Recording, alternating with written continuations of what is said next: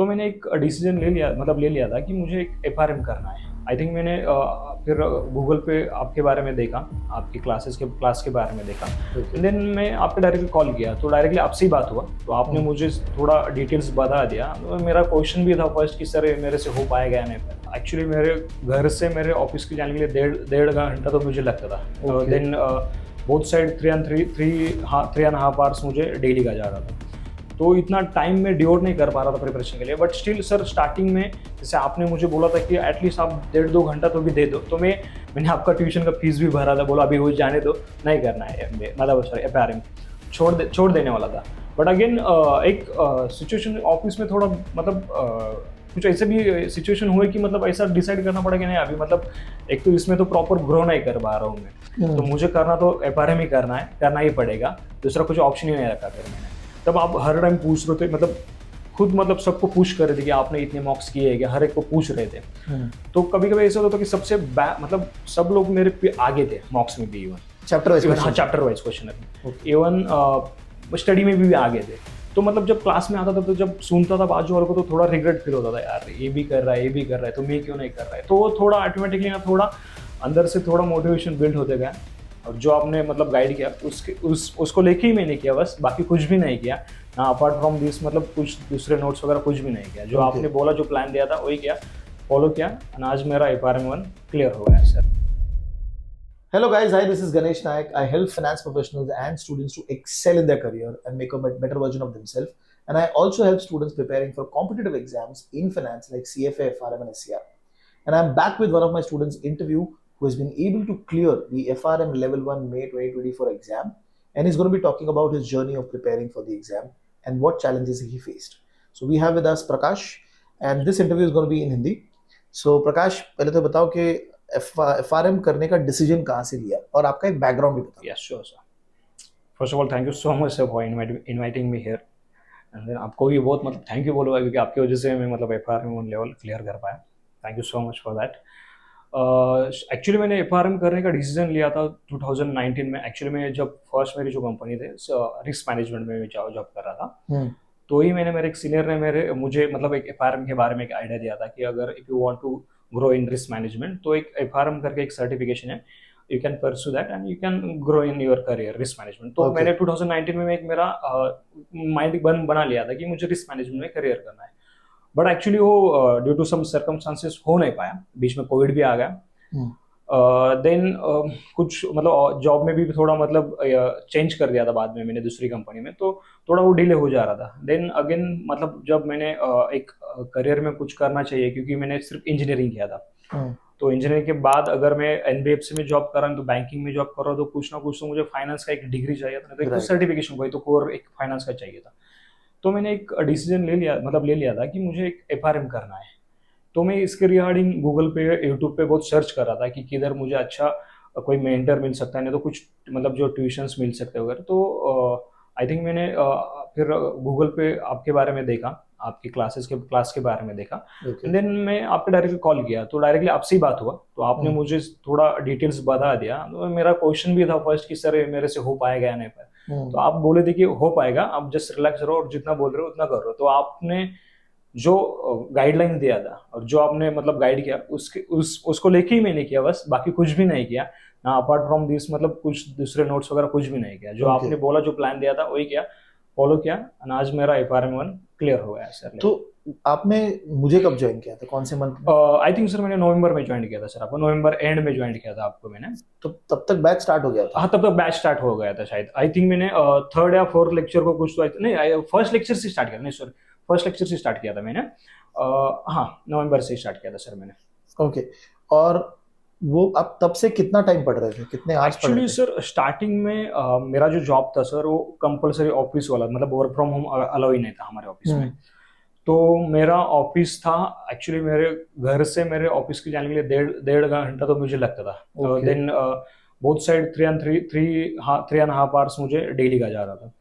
तो इतना टाइम में डिवोट नहीं कर पा रहा था प्रिपरेशन के लिए। बट स्टिल सर स्टार्टिंग में जैसे आपने मुझे बोला था कि एटलीस्ट आप 1.5-2 घंटा तो भी दे दो, तो मैं एक मेक श्योर कि 1.5-2 घंटा देना है कंपलसरी। इवन कब ऐसी भी मतलब सिचुएशन आई थी, कभी घर लेट भी जाता था तो एटलीस्ट हाफ एन आवर तो भी मैं मतलब उसमें पढ़ मतलब रहे। थोड़ा कुछ तो पढ़ लेता था, क्योंकि मुझे थोड़ा ब्रेक नहीं करना था, जो मतलब कंसिस्टेंसी थोड़ा मतलब Yes. चालू था कि अगर, क्योंकि कभी कभी मुझे ऐसे भी फील हो रहा था कि मैं सपोज एक दो दिन बीच में गैप ले रहा हूँ ना, तो मुझे डायरेक्टली मतलब फिर से स्टार्ट कर रहा था ना, कुछ तो नया पढ़ रहा हूँ, ऐसे कुछ नया रीड कर रहा हूँ, ऐसा फीलिंग आ रहा था। क्योंकि ग्रेजुएशन मेरा 2018 में कंप्लीट हुआ इंजीनियरिंग, उसके बाद 2023 में अगर स्टार्ट करो, 5 साढ़े 5 साल का गैप गिर गया था बीच में। तो कुछ हैबिट ही नहीं रही थी मतलब रीडिंग करने की, नहीं तो फिर से वो स्टार्ट करने में थोड़ा मुझे स्ट्रगल हो रहा था। देन समझा। हाँ, तो कंसिस्टेंसी बिल्ड करके गया, बट स्टिल ऐसे भी दिन आए बीच बीच में कि दो दो तीन तीन दिन बीच में गैप गिर ही रहा था, बट फिर वीकेंड के डेज को मैं थोड़ा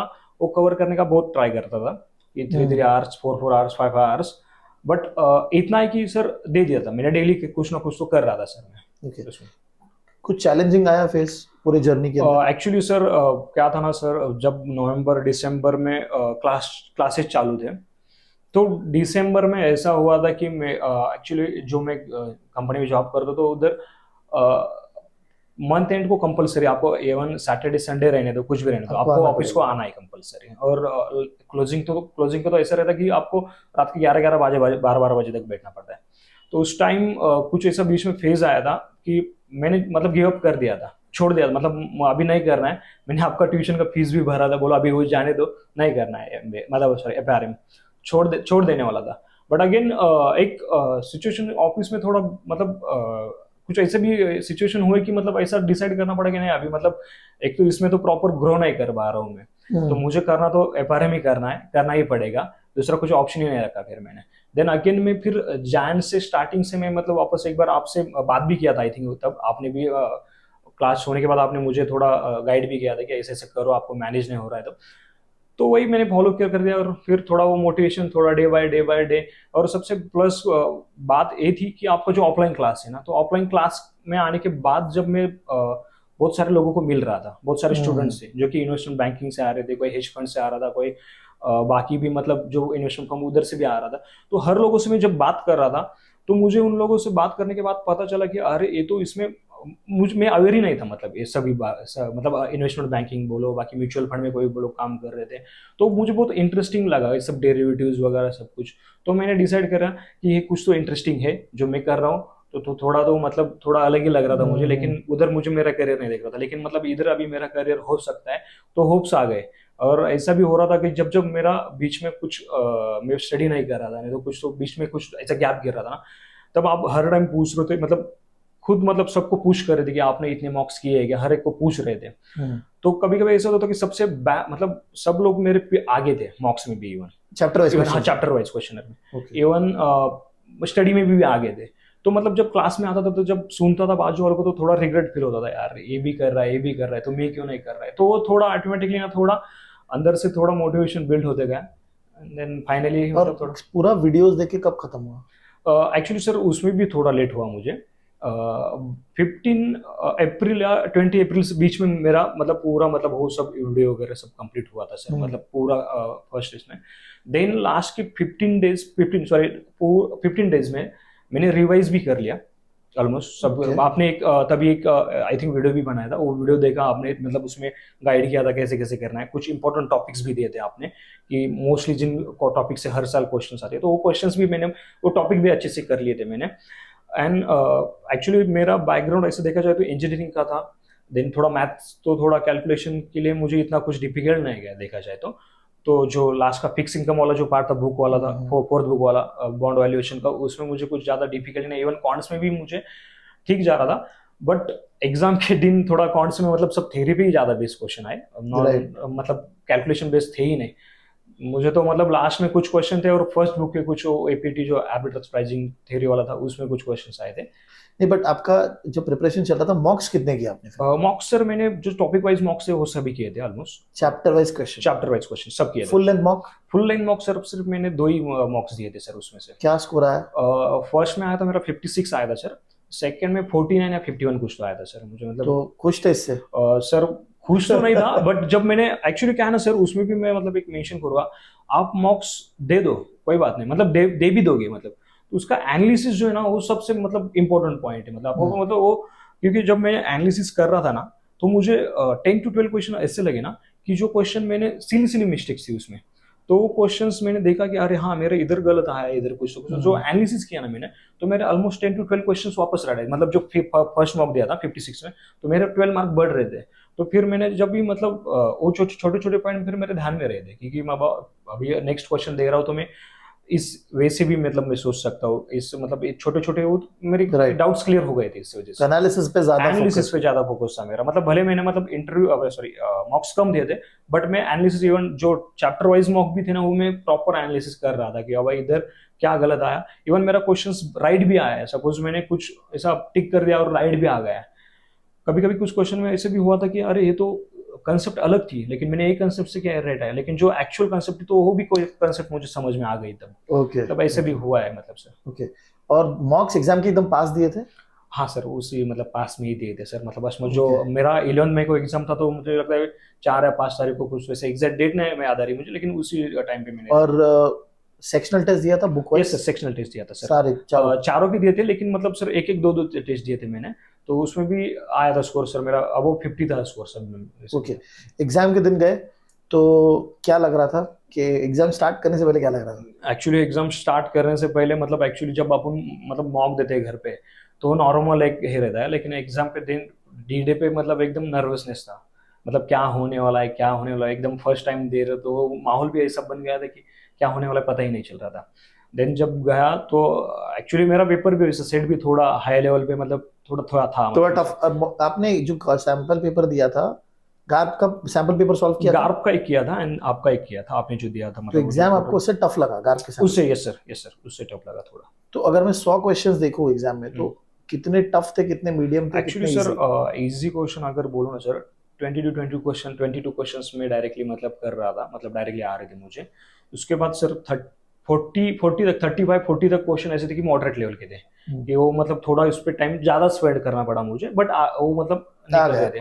बाकी रेस्ट ऑफ द क्वेश्चन थोड़े सर मुझे डिफिकल्ट लगे उसमें। तो ये डिफिकल्ट क्वेश्चन में बिल्कुल भी नहीं आ रहा था कि नहीं बहुत आ टाइम रहा था लग सर, रहा आ था? रहा था बट टाइम कंज्यूमिंग ज्यादा थी फिर वो क्वेश्चंस। ओके, ऐसा था सर।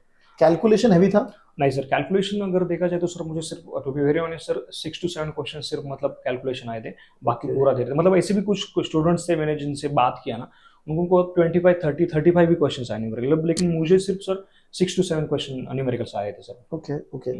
और एग्जाम के अंदर कितने क्वेश्चन फ्लैग किए? फ्लैग सर ज़्यादा नहीं किए थे सर मैंने, 10 to 15 क्वेश्चन फ्लैग किए रहेंगे, क्योंकि क्या है मैं स्ट्रैटेजी ऐसा ही थी कि मतलब क्वेश्चन आ रहा है तो जल्दी जल्दी करो, और मैंने एक पेपर था मेरा नीचे जो मतलब अपना रफ पेपर था, तो उस पर मैं क्वेश्चन नंबर लिख रहा था कि ये क्वेश्चन पे आप वापस मुझे रिटर्न आना है क्योंकि ये क्वेश्चन सॉल्व हो सकता है। तो फ्लैग तो करके ना मतलब मैं डायरेक्टली ये सब लिख रहा था, तो वापस ही उसी क्वेश्चन पे मैं डायरेक्टली आ रहा था सर डायरेक्टली। Okay, okay. 4 घंटे में सब कुछ हुआ प्रॉपर्ली? सर मेरे लास्ट में सर मतलब जब मैंने टाइम देखा कि 1-2 मिनट बाद 5-6 क्वेश्चन बाकी थे सर मेरे। बिल्कुल भी टिक नहीं किया? देखे ही नहीं थे? देखे थे मैंने सर, मतलब टिक नहीं किए थे वो, लेकिन तो उसमें से जो 2-3 मतलब मैंने जो रफ पेपर पे लिखे थे ना तो वो मैं फास्ट देख ले तो वो मार कर टिक कर दिए थे, लेकिन बाकी जो 2-3 क्वेश्चन बचे थे डायरेक्टली मैं मतलब टिक करके आ गया था सर वो डायरेक्टली। ओके। अभी क्वार्टाइल्स क्या है एग्जाम के? क्वार्टाइल सर 2 3 3 3 पर सेटिस्फाई तो बिल्कुल भी नहीं हूँ सर, बट अभी ठीक है, वहाँ पास हो गया, that is very very important. Yes sir yes sir. तो second quartile in first book, बाकी तीनों बुक्स में तीन थर्ड क्वार्टाइल आए थे। ये स्कोर पे लगा था कि पास हो जाओगे? बिल्कुल भी नहीं लगा था सर पास हो जाऊंगा, 50-50 था, मतलब लग रहा था कि जब आपका सब मतलब आपने जो मतलब पूरे क्लासेस करने के बाद भी मतलब जो पेपर जिस हिसाब से किया था, तो मुझे बिल्कुल भी नहीं लगा था कि मैं क्वार्टर 2 के नीचे भी आ जाऊंगा, मतलब मुझे इतना कॉन्फिडेंस था कि मैं कर लूंगा कैसे भी करके। अभी तो मुझे एक कॉन्फिडेंस बिल्ड हुआ था क्योंकि मेरे 2 फ्रेंड्स भी थे, अभी मैंने मेंशन भी किया, उन्होंने भी बहुत हेल्प की मुझे प्रिपरेशन के ड्यूरिंग में, अस्मिता और कल्पेश ने भी। तो वो एक था कि मतलब एक कॉन्फिडेंस बिल्ड हो गया था थोड़ा, जैसे कि बोला कि इंजीनियरिंग बैकग्राउंड था इसकी वजह से थोड़ा मैथ्स का भी मुझे इतना कुछ मतलब डिफिकल्ट नहीं जा रहा था, मतलब बॉन्ड वैल्यूएशन में भी ज्यादा कुछ नहीं, वार के भी कुछ न्यूमेरिकल्स थे उसकी तो बहुत प्रैक्टिस की थी, पर न्यूमेरिकल आए ही नहीं बेटा कुछ हो गया। अगर मैं आपको पूछूं कि आपको किसी को 3 टिप्स देने हैं for preparing for the exam तो क्या? सबसे पहला टिप दूंगा कि believe in Ganesh sir. First दूंगा कि उन्होंने जो एक्सेल मतलब जो एक टाइमलाइन दिया था कि एक्सेल का, वही मैंने फॉलो किया। सेकंड, नो डाउट कंसिस्टेंसी है, बट फुल टाइम जो जॉब करते हैं उन लोगों के लिए थोड़ा डिफिकल्ट हो जाता है सर, कभी कभी टारगेट्स रहते हैं, टाइमलाइन रहती है कि होना होता है। तो अभी भी थोड़ा वो एक जो मेंटल ब्लॉक है ना कि नहीं हो पाएगा, नहीं तो कुछ नहीं, वो थोड़ा क्लियर करना पड़ेगा। थोड़ा टाइम, वीकेंड्स नहीं तो कुछ ना कुछ तो मैनेज करके, क्योंकि मैंने लास्ट 15-20 डेज में मेरे बॉस से थोड़ा वर्क फ्रॉम होम लिया था।